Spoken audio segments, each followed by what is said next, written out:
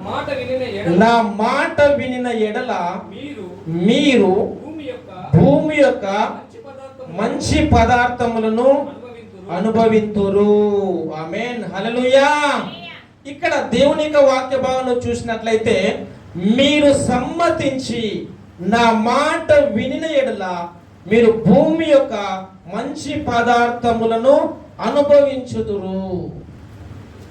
దేవుడు ఆశీర్వాదము కొరకైనటువంటి అద్భుతమైనటువంటి మాటలను దేవుడు తన పరిశుద్ధ గ్రంథములో వ్రాయించి పెట్టాడు.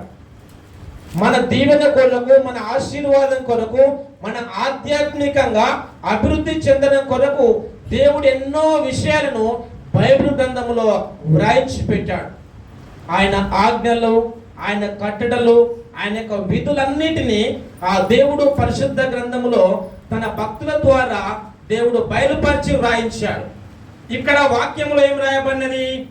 మీరు సమ్మతించి నా మాట వినిన ఎడల మీరు భూమి యొక్క మంచి పదార్థములను అనుభవింతురు.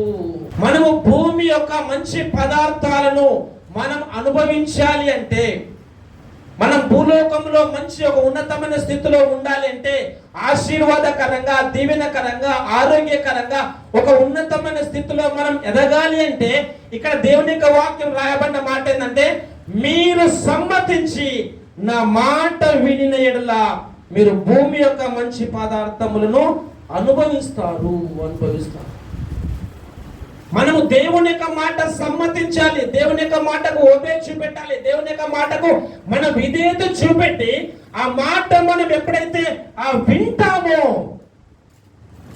దేవుడు ఇచ్చినటువంటి మాటలు ఎవరైతే వినిన ఎడల అని రాయబడ్డారు. ఒక వ్యక్తి వింటే భూమి యొక్క ఆ ఉన్నతమైన స్థలములో ఉన్నటువంటి ఆశీర్వాదాలను, దీవెనలను అనుభవిస్తారు అని రాయబడ్డారు.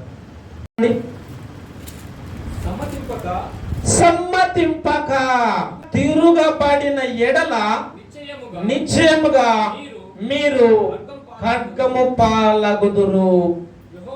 యెహోవా ఇలాగుననే సెలవిచ్చి ఉన్నాడు. హల్లెలూయా. వింటే ఆశీర్వాదము, వింటే దీవెన, వింటే అభివృద్ధి, వింటే ఆరోగ్యం, వింటే ఉన్నతమైన ఆశీర్వాదం. సమ్మతింపక నా మాట వినలేదనుకో, మీరు నిశ్చయముగా ఖడ్గము పాలగుతారంటే మీరు దేని ఆశీర్వాదాన్ని మీరు అనుభవించలేరు అని యెహోవా సెలవిస్తా ఉన్నాడు. దేవుని సన్నిధికి రావడం ద్వారా దేవుని యొక్క ఆశీర్వాదాలను మనం మోసుకొని మనం వెళ్తాం. మనకి ఎంత పని ఉన్నా, ఎంత బయట ఎంత చాలా ఇంపార్టెంట్ ఉన్నప్పటికీ మొట్టమొదట దేవుని స్తుతించాలి, దేవుని ఆరాధించాలి, దేవుని మహిమపరచాలి, దేవుని మందిరం అటెండ్ అయ్యి దేవుని కృతజ్ఞతాస్తుతులు చెల్లించి ఆయన మాట సమ్మతించి విని మనము తిరిగి వెళ్తామో ఇక్కడ మంచి పదార్థాలను మనం అనుభవించుతామని ప్రభు మనందరితో సూటిగా మాట్లాడుతూ ఉన్నాడు. హల్లెలూయా, హల్లెలూయా. యెషయా గ్రంథం 55 చదవండి, 3వ వచనం. కొంచెం మీరు చదవండి. నా మాట జాగ్రత్తగా ఆలకించి మంచి పదార్థము భుజించుడి, మీ ప్రాణము సారమైన దానియందు సుఖింపనీయుడి. చెవియొగ్గి నా యొద్దకు రండి, మీరు వినిన ఎడల బ్రతుకుదురు. నేను మీతో నిత్య నిబంధన చేసేదను, దావీదునకు చూపిన శాశ్వత కృపను మీకు చూపుదును. హల్లెలూయా.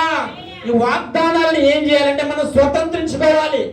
ఇక్కడ యెషయా గ్రంథము 55:3లో చెవియొగ్గి నా యొద్దకు రండి, మీరు వినిన ఎడల మీరు బ్రతుకుదురు, నేను మీతో నిబంధన చేసేదను, దావీదునకు చూపిన శాశ్వత కృపను మీకు చూపుదును. నా మాట మీరు వింటే మీరు బ్రతుకుతారు. నా మాటకు మీరు చెవియొగ్గి ఆలకించి నా యొద్దకు వస్తే మీకు దీవెన. నా యొద్దకు రండి, నా మాట వినండి, నా దగ్గరకు రండి, మీరు వింటే మీరు బ్రతుకుతారు. దావీదునకు చూపిన శాశ్వత కృప నేను మీకు చూపుతా, శాశ్వతమైన ఆశీర్వాదాన్ని నేను మీకు ఇస్తాను అని ప్రభు మనందరితో మాట్లాడుతున్నాం. చెవికి మనం ఆయన దగ్గరికి రావాలి, ఆయన మాట వినాలి, ఆయన వాక్య ప్రకారం మనం ప్రవర్తించి మనం ముందుకు సాగుతాము.